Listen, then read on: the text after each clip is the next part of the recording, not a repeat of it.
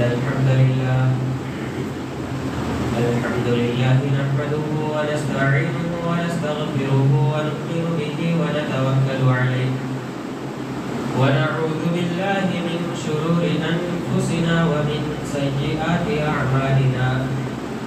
من يهده الله فلا مضل له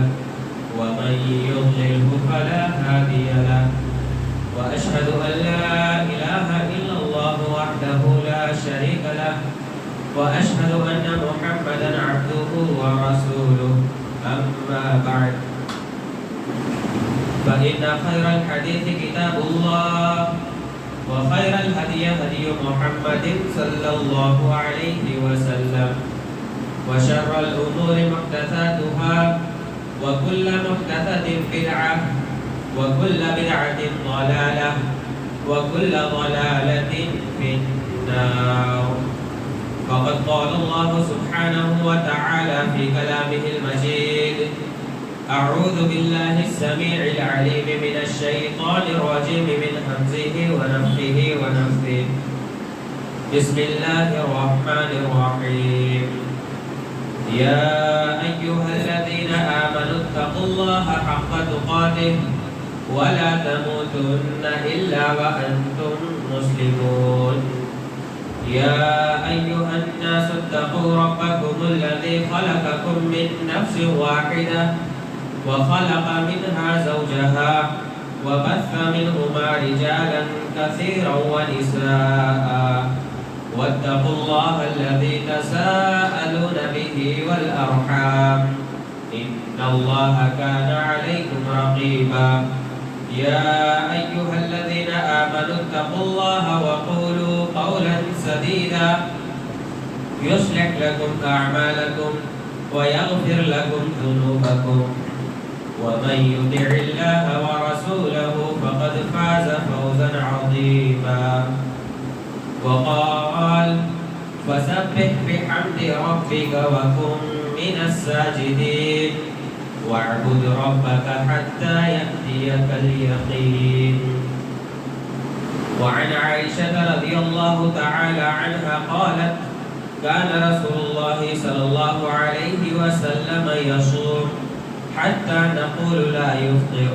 ويفطر حتى نقول لا يصوم، فما رأيت رسول الله صلى الله عليه وسلم استكمل صيام شهر إلا رمضان وما رأيته أكثر صياما منه في شعبان. متفق عليه. رب اشرح لي صدري ويسر لي أمري واحلل عقدة من لساني يفقهوا قولي. رب زدني علما نافعا رب زدني علما نافعا رب زدني علما نافعا.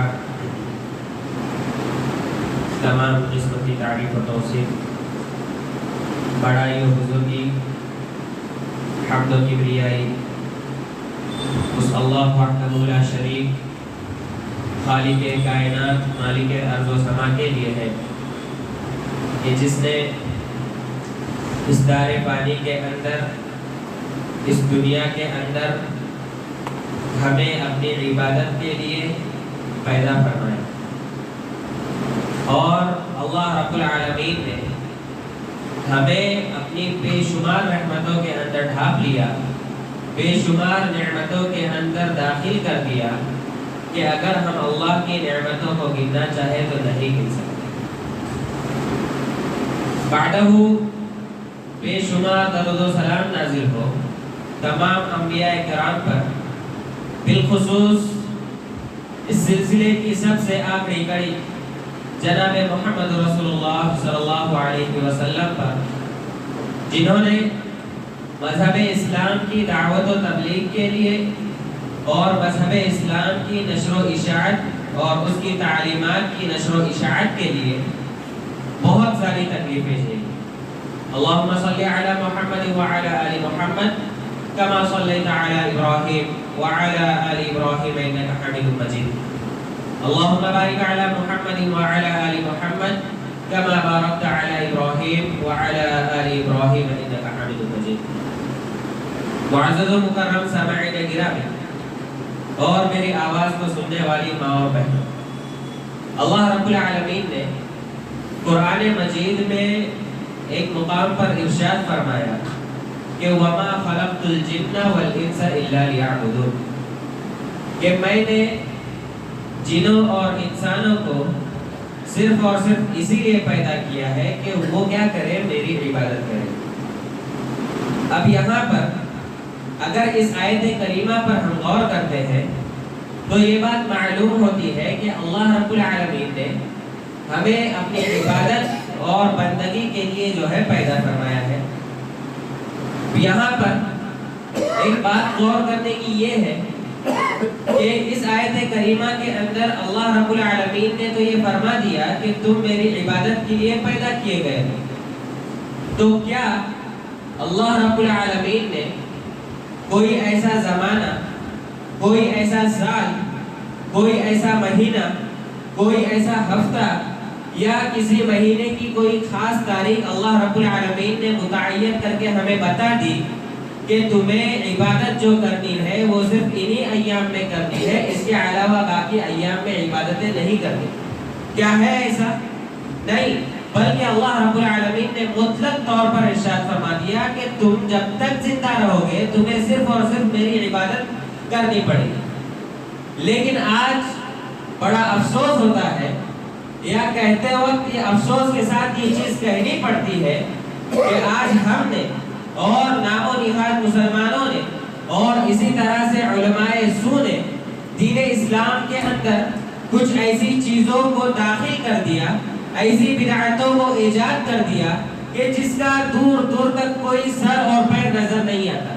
بے بنیاد باتیں قائم کر کے لوگوں کے ذہنوں میں ان باتوں کو اس طرح سے گھول دیا گویا کہ ایسا مان لیا جائے کہ صرف اور صرف وہی دین ہے۔ اللہ رب العالمین نے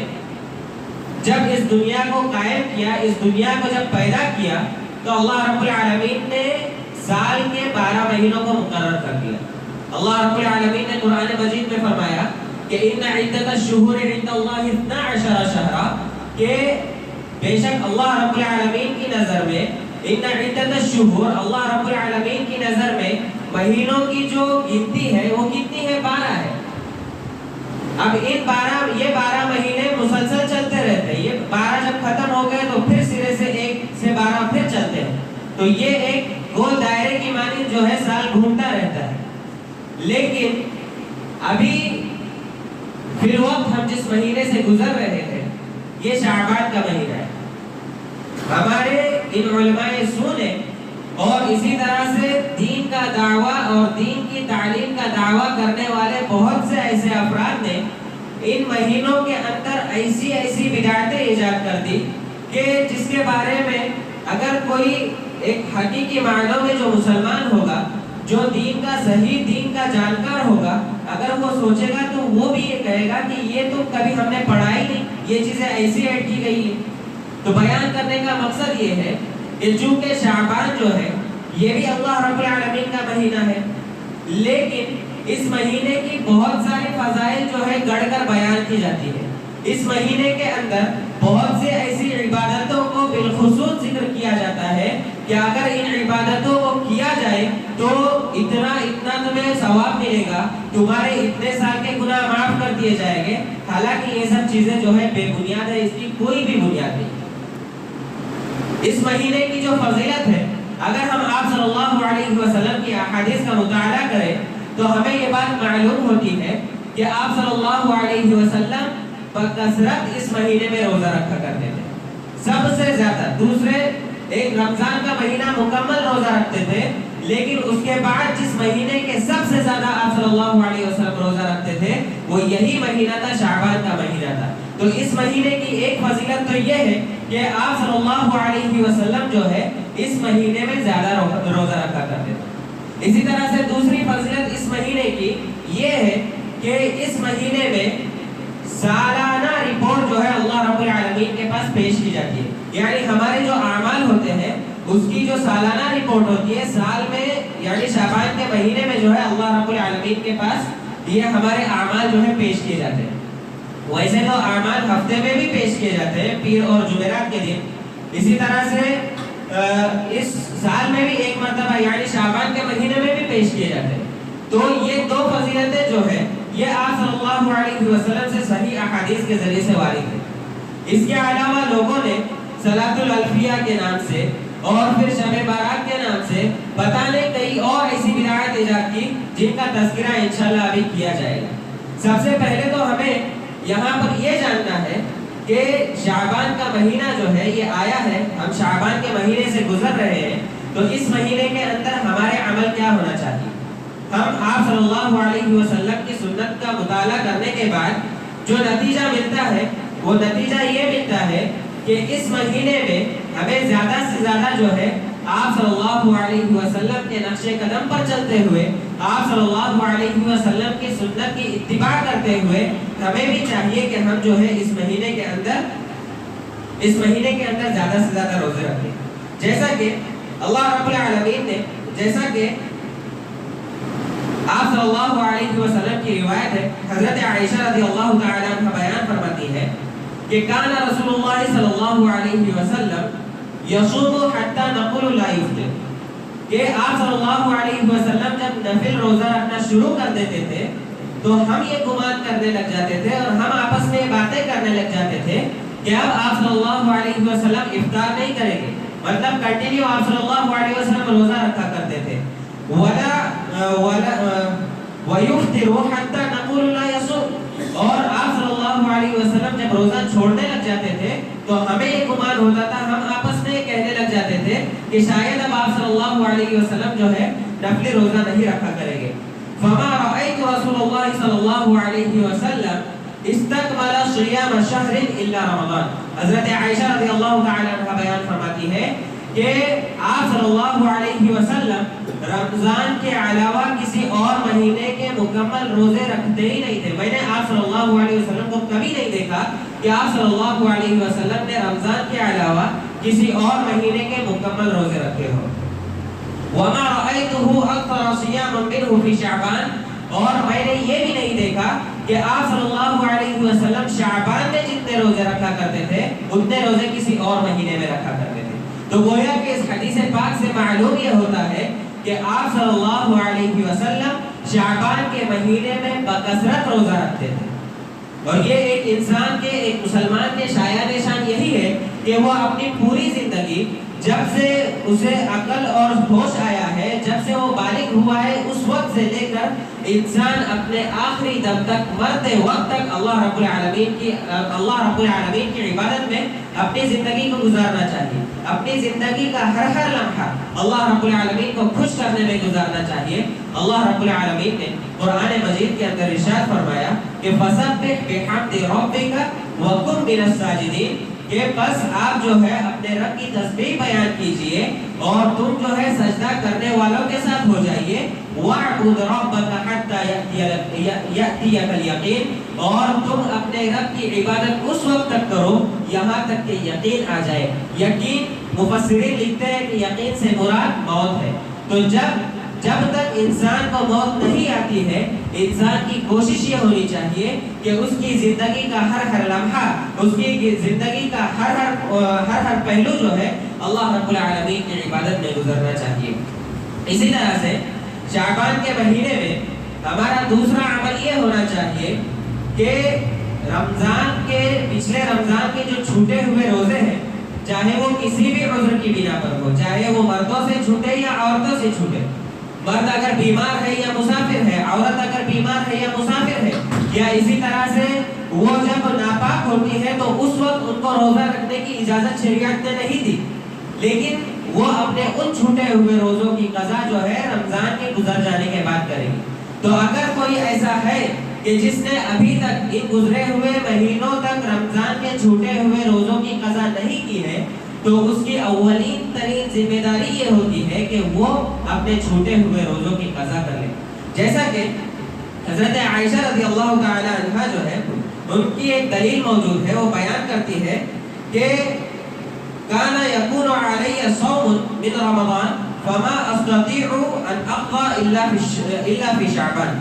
حضرت عائشہ رضی اللہ تعالی عنہ بیان فرماتی ہے کہ رمضان کے جو بچے ہوئے روزے رہتے تھے، جو عذر کی بنا پر چھوٹ جاتے تھے، ناپاکی کی بنا پر جو روزے چھوٹ جاتے تھے،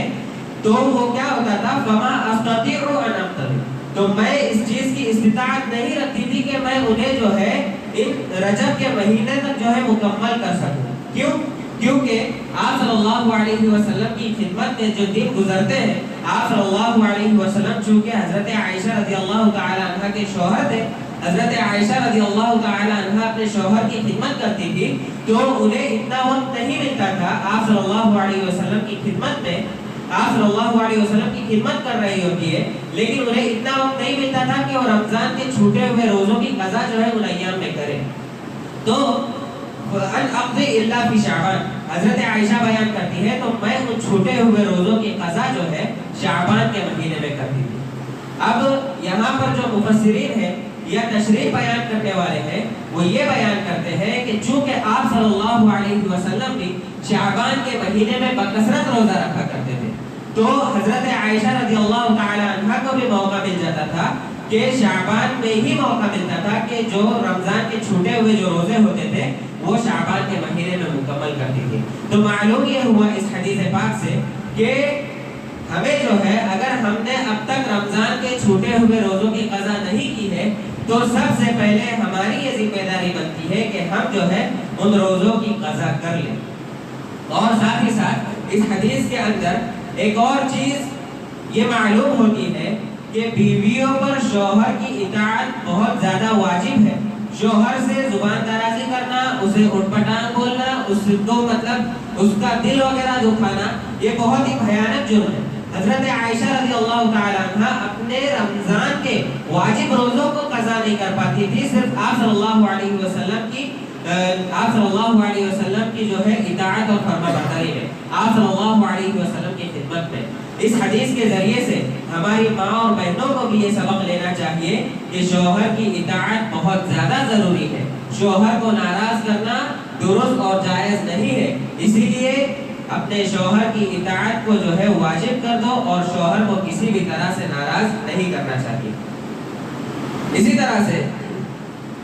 شعبان کے مہینے میں بہت ساری بدعات لوگوں نے ایجاد کر دی ہے، بے شمار بدعتیں. شاید ہی اسلامک کوئی ایسا مہینہ موجود ہوگا جس کے اندر کسی طرح کی کوئی بدعتیں ایجاد نہیں کی گئی ہوگی. محرم کو دیکھ لیجئے، سفر کو دیکھ لیجئے، ربیع الاول کو دیکھ لیجئے، ایسے بے شمار بدعتیں ایسی ایجاد کی گئی اور اسے دین کا ایک حصہ مانا جاتا ہے. آئیے ابھی ہم چند بدعات کو جو ہے ماہ شعبان کی چند بدعات کو ہم ملاحظہ کرتے ہیں. سب سے پہلی بدعت جو ہے وہ یہ ہے کہ 15 شعبان کی رات کو محفلیں منعقد کی جاتی ہے. 15 شعبان کی رات کو محفلیں منعقد کی جاتی ہے اور 15 شعبان کا جو دن ہوتا ہے اس میں ایک روزے کو خاص کر دیا جاتا ہے. یعنی یہ جو بدعتی حضرات ہیں یہ کیا کرتے ہیں، 15 شعبان کو جو ہے رات بھر جاگتے ہیں، محفلیں سجاتے ہیں، مسجدوں کو گھروں کو روشن کرتے ہیں، مکمل رات وہ لوگ جاگ کر نکالتے ہیں اور پھر 15 شعبان کا جو دن ہے اس میں وہ لوگ روزہ رکھتے ہیں. یہ عمل جو ہے صحیح حدیث سے کسی بھی صحیح حدیث سے ثابت نہیں ہے، بلکہ وہ ایک روایت ہے، ایک روایت جو بیان کی جاتی ہے کہ جب 15 شعبان کی رات آ جاتی ہے تو تم اس رات میں جاگا کرو، اللہ کی زیادہ سے زیادہ عبادت کیا کرو اور ساتھ میں جب دن آ جائے گا 15 شعبان کا تو اس میں جو ہے روزہ رکھا کرو. اس حدیث کے متعلق علماء کہتے ہیں کہ یہ حدیث جو ہے ضعیف ہے. یہ حدیث جو ہے صحیح سند سے ثابت نہیں ہے، لہٰذا اس حدیث پر ہمیں عمل نہیں کرنا چاہیے. اور ہم جو ہے صرف 15 شعبان کو ہی کیوں خاص کر رہے ہیں، باقی بھی تو ہے نا. ایک شعبان سے لے کر 29 یا 30 شعبان تک کا بھی تو موقع ہے، تو ہمیں اس پورے ڈیوریشن میں، اس پورے 29 اور 30 دنوں میں ہم نہ روزہ رکھتے ہوئے صرف ایک 15 تاریخ کا ہمیں روزہ کیوں رکھنا، جبکہ آپ صلی اللہ علیہ وسلم کا عمل ہمیں کیا بتاتا ہے کہ آپ صلی اللہ علیہ وسلم شعبان میں جتنا روزہ رکھتے تھے اتنے کسی اور مہینے میں رکھتے ہی نہیں تھے. تو ہمیں بھی چاہیے کہ ہم جو ہے 15 شعبان کو خاص کر کے صرف اسی میں روزہ نہ رکھیں،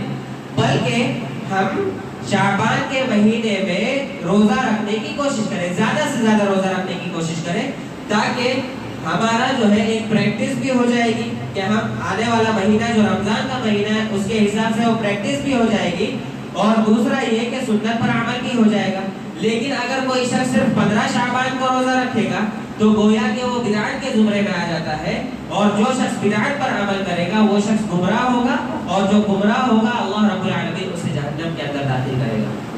خطبہ حاجہ جب پڑھا جاتا ہے تو اس کے اندر ایک چیز یہ پڑھی جاتی ہے کہ فَإِنَّ خَيْرَ الْحَدِيثِ كِتَابُ اللَّهِ، بے شک سب سے بہترین کتاب، سب سے بہترین بات اللہ رب العالمین کی کتاب ہے، وَخَيْرُ الْحَدْيِ هَدْيُ مُحَمَّدٍ صلی اللہ علیہ وسلم، اور سب سے بہترین طریقہ، سب سے عمدہ اور نفیس طریقہ کون سا ہے، راستہ جو ہے وہ آپ صلی اللہ علیہ وسلم کا ہے۔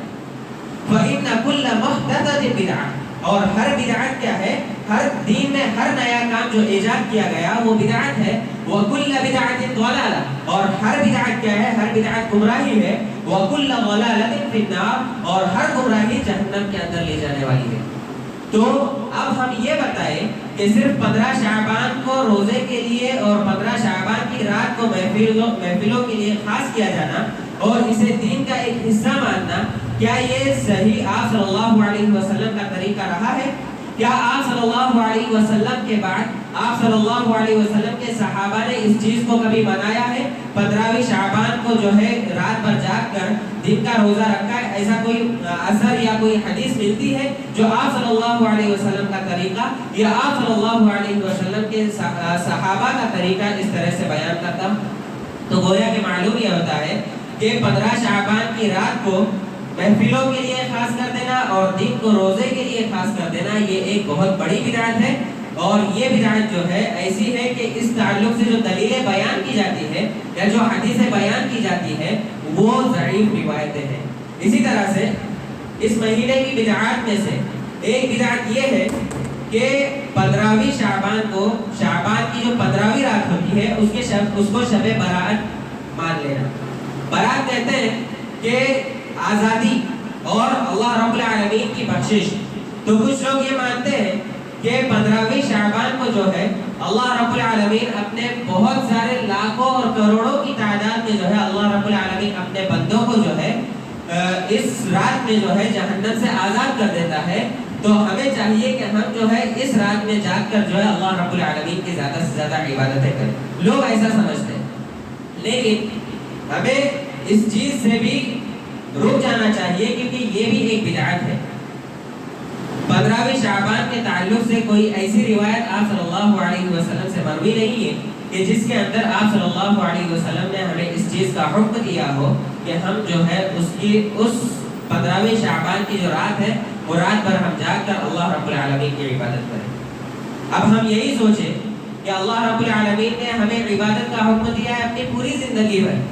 لیکن یہاں پر ایسے کچھ مخصوص ایام یا مخصوص مہینے کچھ ایسے متعین کیے جاتے ہیں، خاص کر دیے جاتے ہیں کہ لوگ صرف اور صرف اسی میں عبادت کرنے کو افضل سمجھتے ہیں اور اپنی بقیہ زندگی میں جو ہے بالکل اللہ رب العالمین کی عبادت سے غافل ہو جاتے ہیں، انہیں کسی چیز کی کوئی فکر نہیں ہوتی۔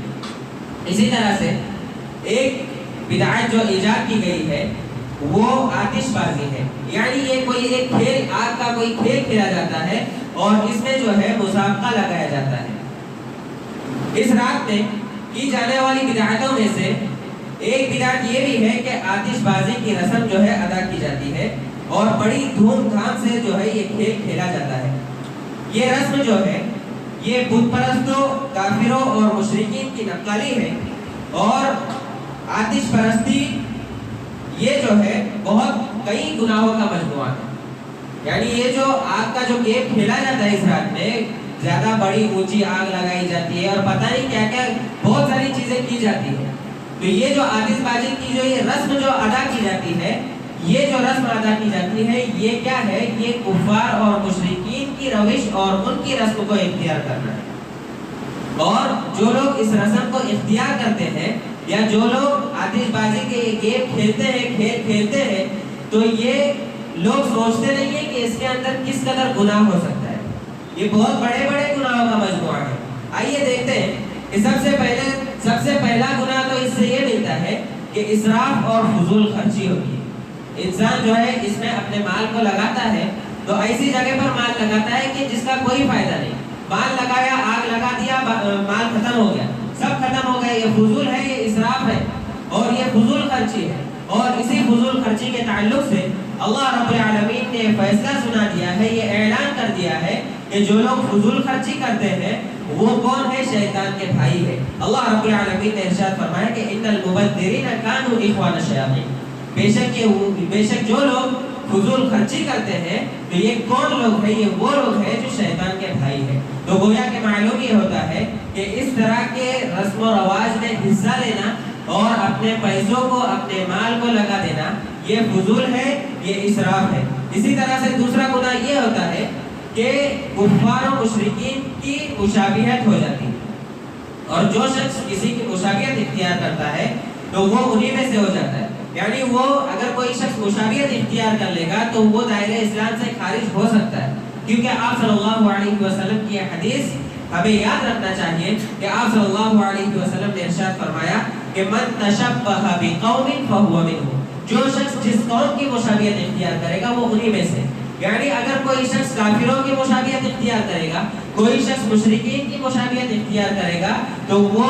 انہی میں سے بن جائے گا، وہ مشرکوں میں سے، وہ کافروں میں سے بن جائے گا۔ تو جب ایک مسلمان اگر کسی کافر، مشرک اور ہندوؤں کی رسموں کی مشابہت اختیار کرے گا تو ظاہر سی بات ہے یہ عین ممکن ہے کہ وہ شخص جو ہے دین اسلام سے خارج ہو جاتا ہے۔ اسی طرح سے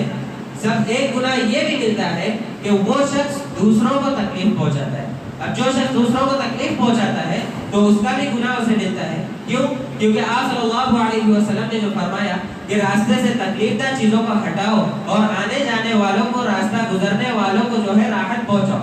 تو اس کا مفہوم مخالف کیا نکلتا ہے کہ اگر ہم راستے میں کسی طرح کی کوئی تکلیف دہ چیز کو ڈالیں گے اور کسی کو تکلیف، اس کے ذریعے سے کوئی تکلیف پہنچتی ہے تو ظاہر سی بات ہے جس نے تکلیف پہنچا ہے اس کو بھی تو گناہ ملے گا۔ تو گویا کہ معلوم یہ ہوتا ہے کہ شعبان کی بدعتوں میں سے ایک بدعت یہ بھی ہے کہ آگ کا کوئی کھیل کھیلا جاتا ہے، لہٰذا ہمیں جو ہے ان بدعات سے دور رہنا چاہیے، اور اگر ہم نے اب تک ایسی کوئی بدعتیں انجام دی ہوگی تو ابھی بھی وقت ہے۔ اللہ رب العالمین نے ہمیں موقع دیا ہے کہ ہم اللہ رب العالمین کی بارگاہ میں ہاتھ اٹھائیں، اللہ رب العالمین سے توبہ استغفار کریں، اللہ رب العالمین کے سامنے آنسو بہائیں، اللہ رب العالمین کے سامنے گڑ گڑائیں اور اپنے کیے ہوئے گناہوں کی اور کیے ہوئے اعمال کی معافی مانگیں۔ اسی طرح سے اس مہینے میں کی جانے والی بدعتوں میں سے ایک بدعت یہ ہے کہ چراغاں کرنا، یعنی 15ویں شعبان جب آتی ہے، رات ہوتی ہے، تو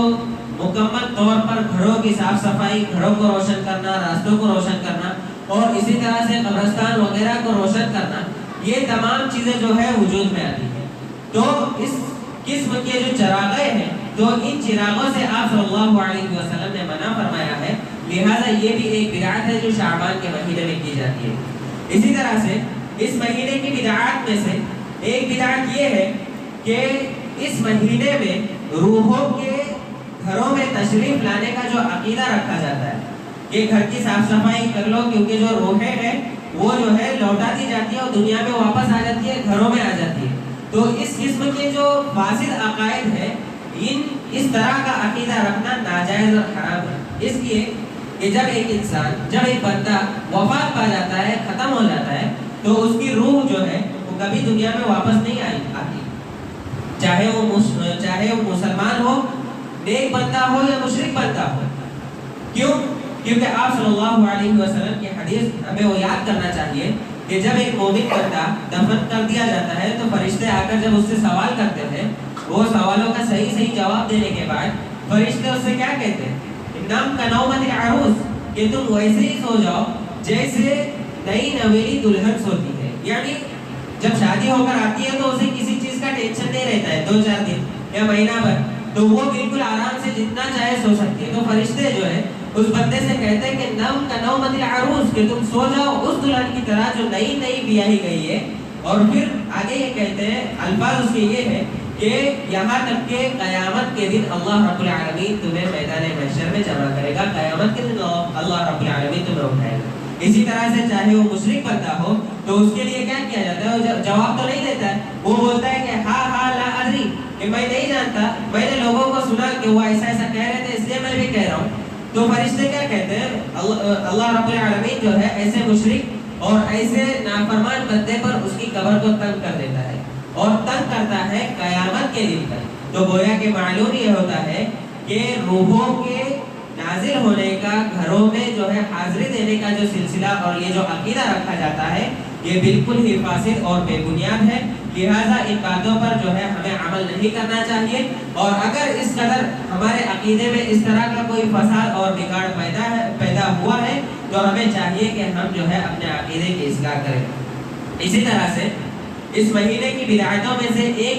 بڑی بدعت یہ ہے جسے صلاۃ الالفیہ کے نام سے جانا جاتا ہے۔ یہ بھی جیسے رجب کے مہینے میں صلاۃ الرغائب ہوتی ہے، تو یہ شعبان کے مہینے میں صلاۃ الالفیہ ہے۔ اب اس کا طریقہ کچھ مختلف ہے، مختلف طریقے سے نماز ادا کی جاتی ہے، اور اس نماز کے تعلق سے لوگوں کا یہ عقیدہ رہتا ہے کہ آنے والے سال کے تمام گناہ جو ہے معاف کر دیے جاتے ہیں۔ مطلب یہاں پر انسان کو کلین چٹ دے دی گئی کہ اب تم چاہے کوئی بھی گناہ کر لو، بڑے سے بڑا گناہ کیوں نہ کر لو، تمہارا کوئی گناہ جو ہے نوٹ نہیں کیا جائے گا، نقل نہیں کیا جائے گا۔ ایسا کچھ نہیں، بلکہ صلاۃ الالفیہ کا بھی وہی حکم ہے جو صلاۃ الرغائب کا ہے۔ صلاۃ الرغائب کے بارے میں جو حدیث وارد ہے اس کے متعلق علماء کرام کا یہ موقف ہے کہ اس تعلق سے بیان کی گئی جتنی بھی روایتیں ہیں وہ تمام کے تمام ضعیف ہے، منکر ہے، یا تو موضوع ہے۔ یعنی یہ جو اس کی فضیلت میں جو آتی ہے، اس کی فضیلت میں جو احادیث بیان کی جاتی ہے، یا تو وہ بے بنیاد ہے، یا تو وہ آپ صلی اللہ علیہ وسلم پر گڑھی گئی ہے، اور ایسی روایتوں سے استدلال کرنا جو ہے درست نہیں ہے۔ چنانچہ اگر ایسی کوئی نماز ہوتی کہ جو سال میں ایک مرتبہ پڑھ لیتا اور انسان کو پورے سال جو ہے چھٹکارا مل جاتا، تو آپ صلی اللہ علیہ وسلم یقیناً ہمیں اس چیز سے آگاہ کرتے، آپ صلی اللہ علیہ وسلم خود اس پر عمل کرتے، لیکن آپ صلی اللہ علیہ وسلم صحابہ کو عمل کرنے کے لیے کہتے، لیکن چونکہ ایسا کچھ ہے ہی نہیں، صلاۃ الالفیہ بولو، صلاۃ الرغائب بولو، اس کی جو فضیلتیں بیان کی جاتی ہے ایسی کوئی فضیلتیں وارد نہیں، بلکہ آپ صلی اللہ علیہ وسلم نے کیا فرمایا کہ الصلوات الخمس والجمعۃ الی الجمعہ، کہ 5 وقت کی نمازیں جمعہ سے جمعہ تک اور رمضان سے دوسرے رمضان تک جو ہے یہ آنے والے جو چھوٹے صغیرہ گناہ جو ہم سے سرزد ہوتے ہیں ان کے لیے کفارہ بن جاتے ہیں۔ تو یہ 5 وقت کی نمازوں کی فضیلت ہے جو دن میں اللہ رب العالمین نے ہم پر فرض کی ہے، 5 وقت کی نمازیں، ان کی فضیلت ہے کہ اس سے ہمارے صغیرہ گناہوں کو جو ہے اللہ رب العالمین معاف کر دیتا ہے۔ لیکن آپ صلی اللہ علیہ وسلم سے کوئی بھی ایسی روایت، کوئی بھی ایسا عمل مروی نہیں ہے، یا آپ صلی اللہ علیہ وسلم سے ثابت نہیں ہے جس سے یہ بات واضح ہو جاتی ہے کہ صلاۃ الالفیہ سے یا صلاۃ الرغائب کی جو فضیلتیں بیان کی جاتی ہے کہ سالہ سال کے گناہ جو ہے معاف ہو جاتے ہیں، یا انسان اگر اپنی زندگی میں کبھی نماز نہیں پڑھا ہو اور یہ اس وقت کی نماز پڑھ لیتا ہے تو وہ اس کی مکمل نمازوں کی قضا بن جاتی ہے۔ تو یہ سب بے بنیاد باتیں ہیں اور یہ سب بدعتیں ہیں جو بعد کے لوگوں نے جو ہے ایجاد کی ہوئی ہے۔ لہذا ضرورت اس بات کی ہے اور ہماری ذمہ داری یہ بنتی ہے کہ ہم مسلمان ہونے کے ناطے اللہ اور اس کے رسول صلی اللہ علیہ وسلم کے ہم دعوے دار ہیں، ہم دعویٰ کرتے ہیں کہ اللہ اور اس کے رسول صلی اللہ علیہ وسلم سے محبت کرتے ہیں، تو ہماری بھی ذمہ داری بنتی ہے کہ ہم اپنے دعوے میں جو ہے سچے بنے اور اللہ اور اس کے رسول صلی اللہ علیہ وسلم کی اطاعت میں اپنے دن اور رات کو لگائیں، اور اس طرح کی بے بنیاد باتوں کو اور اس طرح کی بدعتوں کو جو ہے عمل میں نہ لائیں۔ اور اگر اب تک ہم نے ایسی کوئی بدعتیں انجام دی ہو تو ابھی بھی اللہ رب العالمین نے ہمیں وقت دیا ہے، ہمیں نہیں پتا ہے کہ ہماری زندگی کتنی ہے، ہمیں نہیں پتا کہ ہمیں موت کب آئے گی، لہذا ضرورت اس بات کی ہے کہ ہم ابھی ہی اور اس مجلس سے اٹھنے سے پہلے ہی ہم اللہ رب العالمین سے توبہ کریں کہ الہ العالمین ہم نے جو کچھ بھی گناہ غلطیاں اور کوتاہیاں ہم سے ہوئی ہے، الہ العالمین تو اسے معاف فرما۔ الہ العالمین ہم سے اگر کوئی بدعتی عمل ہم سے اگر کوئی سرزد ہوا ہے تو الہ العالمین تو ہمیں جو ہے معاف فرما۔ ان بدعاتوں کے متعلق جو ہے ہمیں آگاہ فرما تاکہ ہم جو ہے ان بدعاتوں سے بچتے رہیں۔ آخر میں اللہ رب العالمین سے دعا کرتے ہیں کہ الہ العالمین تو ہم تمام لوگوں کو دین کی صحیح تعلیمات کو جاننے کی، اس پر عمل پیرا ہونے کی توفیق عطا فرما۔ الہ العالمین تو ہم تمام لوگوں کے صغیرہ کبیرہ تمام گناہوں کو تو معاف فرما۔ الہ العالمین ہم پہ جو مریض ہیں تو انہیں جلد از جلد شفا عطا فرما۔ الہ العالمین جو بے روزگار ہے تو انہیں روزگار عطا فرما، اور الہ العالمین جو مقروض ہے قرض کے بوجھ تلے دبے ہوئے ہیں، الہ العالمین تو غیب کے ذریعے سے ان کی مدد فرما اور انہیں اس بوجھ سے نکال کر الہ العالمین ان کی جو ہے غیب کے ذریعے سے مدد فرما۔ آمین۔ تقبل یا رب العالمین وتب علینا انک انت التواب الرحیم۔ بارک اللہ لنا ولکم فی القرآن الکریم ونفعنی وإیاکم بالآیات والذکر الحکیم، انہ تعالی جواد کریم ملک بر رؤوف رحیم۔